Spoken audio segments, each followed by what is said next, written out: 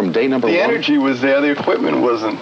We used to go out and we wanted everybody to think we were famous and that we were very big, so we used to have amplifiers that were empty because we couldn't afford speakers. I remember that. We'd pile them against the walls, and we'd tell the lighting man, don't put a light on them because you could see these circles. Right. You could see where the speakers were. The energy was always there. When we used to play little clubs, we started out playing on Amityville, Long Island, and we always said, this is the Garden. You know, every night we played. Peter said this was the Garden. I want some credit for that. In fact, I remember opening up for lots of bands that had half the equipment. Oh, I see there's a live human being over there. Half the equipment right here in front of us. Wait a second. Have you recorded your laugh? No, we want to, though. You know, these guys have been talking about recording my laugh. We've done 15 albums. They've never done it. Maybe on the 16th album they will do it. I think you recorded it on your solo album. You did. Absolutely not. No, he didn't. Yeah. Ace has been saving it for a Kiss. That wasn't my real laugh. That was just a compilation of... All right, upcoming and future Kiss albums, Ace Frehley's Laugh. Right. You were saying something. I forgot. Oh, all right. No, I know what it was. When we first started out, we had so much equipment that the other bands... Wait a minute. Yeah. You had no equipment. We were broke. Oh, you remember the Marshall amps and all that? Oh, the phony Marshall amps were incredible. Phony Marshall amps. And we used to open up for these bands that had nothing. All they had were guitars and drums, and we had this 6-foot logo, and this was way back in '74. And... people just used to get very, very angry at the fact that we could come out, put on a... We had a levitating drum set. Wait, doing that was funny. It would go up 6 feet, but there was like guys with ropes. Keeping it from falling over. Pulling me up, And if we didn't get the guys for that night, the drums wouldn't going out. When we first started out, we used to play clubs, and the drums would go up, and Peter would be like this, and the ceiling would be getting lower and lower. And I used to tell the guys, don't lift me anymore. They still keep going at it. No, but actually, sometimes it worked on a chain drive, the first levitating drum set that we had. And sometimes it would skip. Gotcha. Have you ever have a 10-speed bicycle? Surely. It would go up like that. And then drop and go back. And my heart would drop with it. And we all felt for Peter. Yeah. Well, we played along with it, though, you know. In fact, the first time... that's part of the show. You can never let on. I'm glad you guys When we first started playing, we had to get used to wearing these kind of shoes. And Ace is notorious for his bad balance.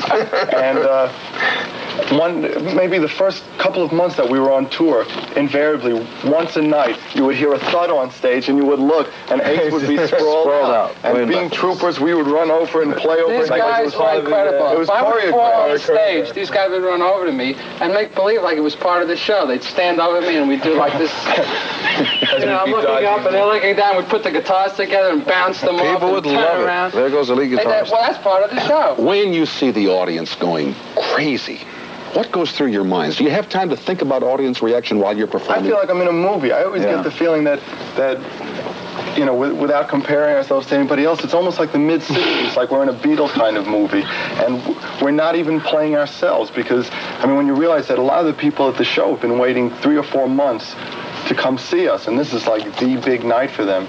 And when you see all these people screaming and crying and all that... Crying? Why did I spend all that money?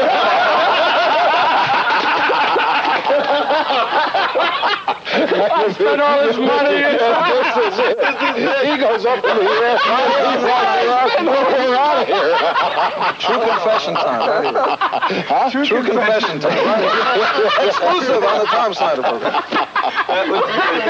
You'll suffer in the dressing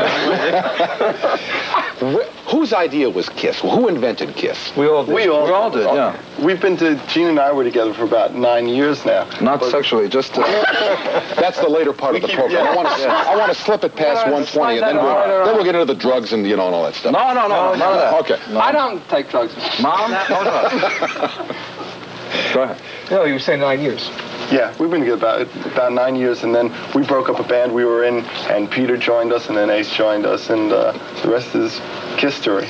We always wanted. I always wanted. Kissmas. It's like everything is Kiss. Kissmas, Kiss story. The thing was, we always wanted theatrics and music together. I did by myself. We're still hoping for it. No, and finally I met these two nuts, and they wanted it. We picked him off the Bowery. Tom McCann, 398 questions. That was it. Can I just go around the horn here and start with Gene? And tell me where you're from and where you went to school. All right, I've got a question to ask you. My manager Is this true confession time or am I on? No, you're just really on. All right. Then I'm from New York City. Wait a second. Wait a minute. They're not on. Okay. I'm from Queens, New York.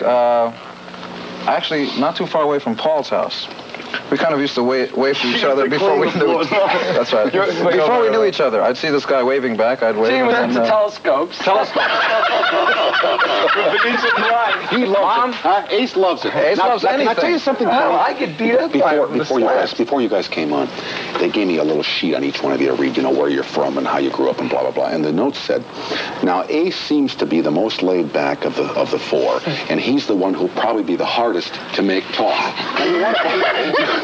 Well, this is not Ace. This is George. This is George. I'm an imposter. Ace is back in his house. That's true. We got our roadmap. Who's on first? What's on second? Listen, Tom, about that swampland in New Jersey you were wondering about. You grew up in New York. You all grew up in different parts. I grew up in the Bronx, Queens, Brooklyn. I grew up 211th Street and Broadway. I was the only Jew in an Irish neighborhood. And you learn to either run or